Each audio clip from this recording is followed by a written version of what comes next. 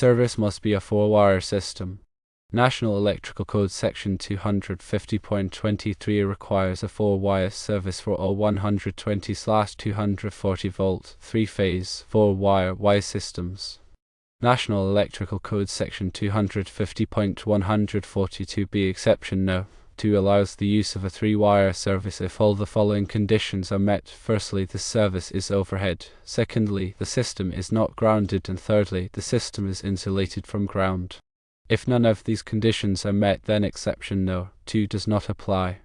National Electrical Code Section 250.24 requires that the neutral conductor of a service supplying a building or structure be bonded to the grounding electrode system at the service equipment. National Electrical Code Section 310.15b4 requires that the neutral conductor of a feeder be isolated from the grounding electrode system at the first disconnect. If the neutral conductor is bonded to the grounding electrode system at the T-box and isolated from the grounding electrode system at the MLO panel, this does not comply with the code requirements. Therefore, the service must be a four-wire system with the neutral conductor isolated from the grounding electrode system at the first disconnect. Let's delve deeper into these concepts. A three-wire electrical service typically consists of two hot wires and a neutral wire. In a 120/240 volt system, the voltage between the two hot wires is 240 volts, and the voltage between each hot wire and the neutral wire is 120 volts. This configuration is commonly used in residential applications. A four-wire electrical service, on the other hand, includes two hot wires, a neutral wire, and a separate grounding wire. This configuration is often used in commercial and industrial applications. The purpose of the grounding wire is to provide a low impedance path for fault current to return to the source, which helps to protect against electrical shock and fire hazards.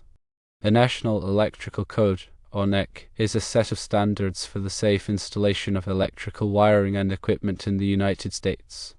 The NEC is updated every 3 years, and it is widely adopted by state and local jurisdictions. National Electrical Code Section 250 covers grounding and bonding requirements. Grounding refers to connecting electrical equipment and systems to the earth, while bonding refers to connecting different metal parts of an electrical system together. The purpose of grounding and bonding is to create a low impedance path for fault current to return to the source, which helps to protect against electrical shock and fire hazards.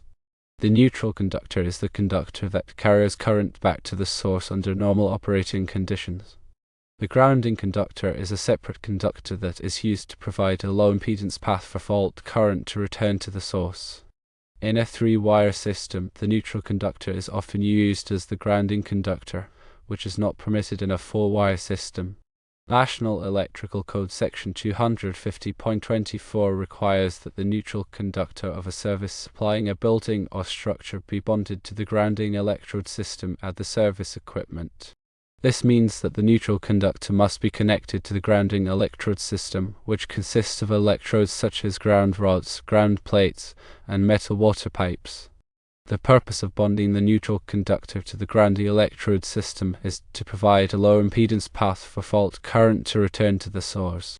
National Electrical Code Section 310.15b4 requires that the neutral conductor of a feeder be isolated from the grounding electrode system at the first disconnect.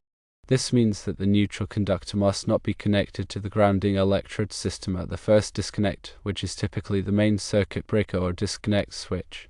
The purpose of isolating the neutral conductor from the grounding electrode system at the first disconnect is to prevent neutral current from flowing on the grounding conductor.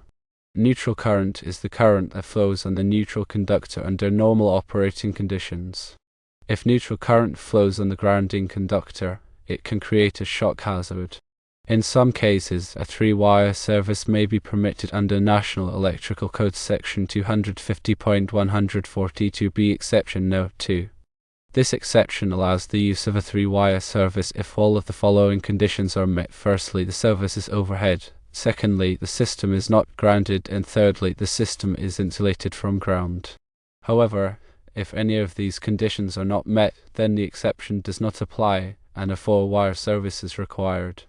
In summary, the service must be a four-wire system in most cases. National Electrical Code Section 250.23 requires a 4-wire service for all 120/240 volt, 3-phase, 4-wire Y systems. National Electrical Code Section 250.142b Exception No. 2 allows the use of a 3-wire service only if all of the following conditions are met. Firstly, the service is overhead. Secondly, the system is not grounded. And thirdly, the system is insulated from ground. National Electrical Code Section 250.24 requires that the neutral conductor of a service supplying a building or structure be bonded to the grounding electrode system at the service equipment.